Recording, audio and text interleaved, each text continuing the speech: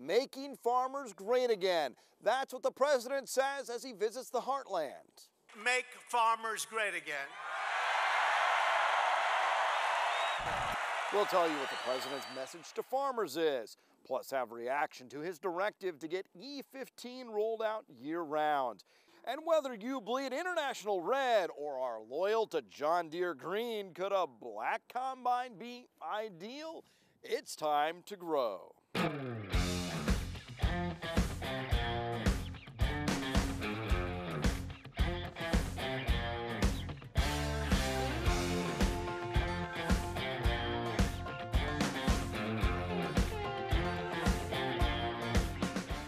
Welcome to Grow. This was a big week as President Trump fired up local farmers with a big announcement on ethanol just across the river in Iowa. Here's more from our visit. President Trump pledging to make farmers great again with a long-anticipated decision to make E15 available year-round. We are unleashing the power of E15 to fuel our country all year long, not 8 months, all year long. Ethanol gets a boost as the president begins the process to lift restrictions on higher blends before a friendly crowd wearing hats in John Deere green. Make farmers great again.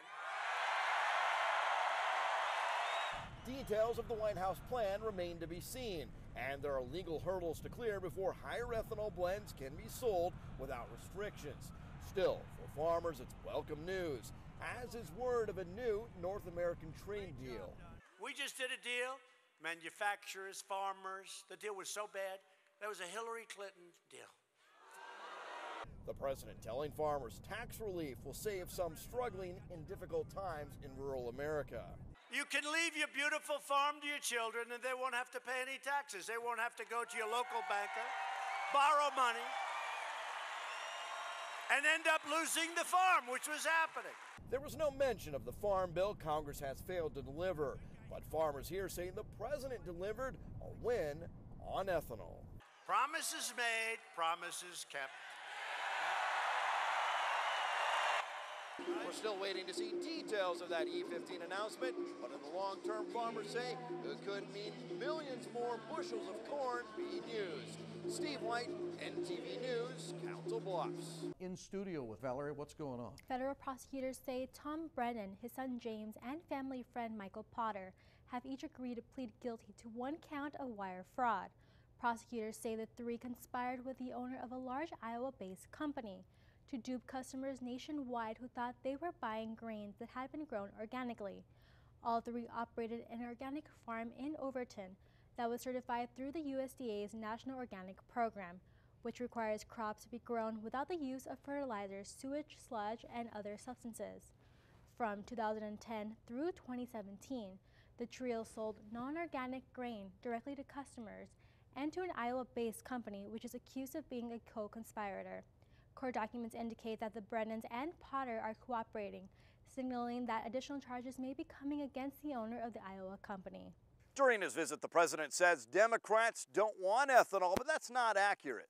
Nebraska Democratic Chair Jane Klebb says she strongly supports biofuels like E15. She says Democrats want to protect farmers over big oil. Further, she says farmers have been left in the dust by the Trump administration. When it comes to the details of the E15 announcement, well, it remains a bit of a mystery. We have more now from Nebraska ethanol leaders.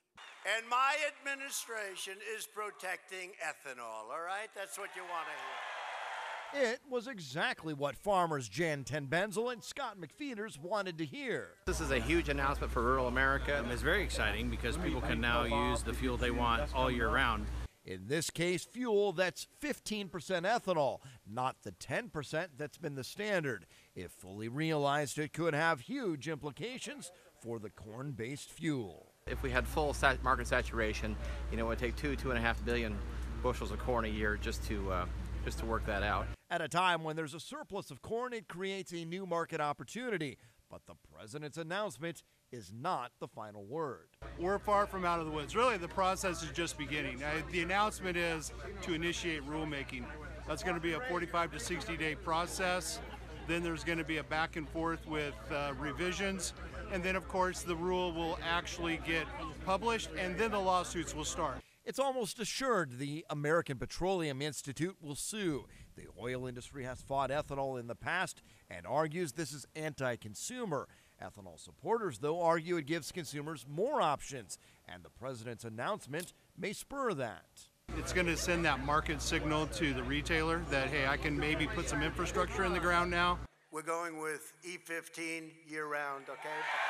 Ethanol backers say it's the beginning of the end as they hope to lift restrictions on E15 in time for the summer driving season. There's a rulemaking process, and of course, once you get a directive from the president, then you can start working on it. Some agricultural economists question how much the announcement will improve the weak farm economy, and several major farm groups say the president's administration has weakened ethanol policy by giving hardship waivers to refineries, including some owned by a billionaire.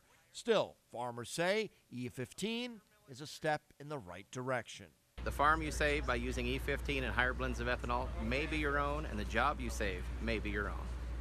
Between the bureaucratic process and lawsuits, farmers hope to have things cleared up by next spring. And this is a list of the 20 U.S. senators opposing E15. They jointly sent President Trump a letter urging him not to okay E15 year-round because of environmental reasons and also because of the impact on oil refinery jobs. Most of the senators are from oil-producing states, and it is a bipartisan group. And our poll question, do you use ethanol in your vehicles? Generally, do you use E10, E15, a higher blend, or no ethanol? Follow Grow on Twitter to cast your vote. Are you on team no harvest? Well, you're not alone if you're like this farmer with the combine sitting here at the edge of the field. 22% of corn has been picked in Nebraska. That's a modest increase over 17% the week before. Soybeans have gone from 27% harvested to 36%. Those are small increases from the progress we had been seeing just a few weeks ago. And cattle are starting to graze corn stalks.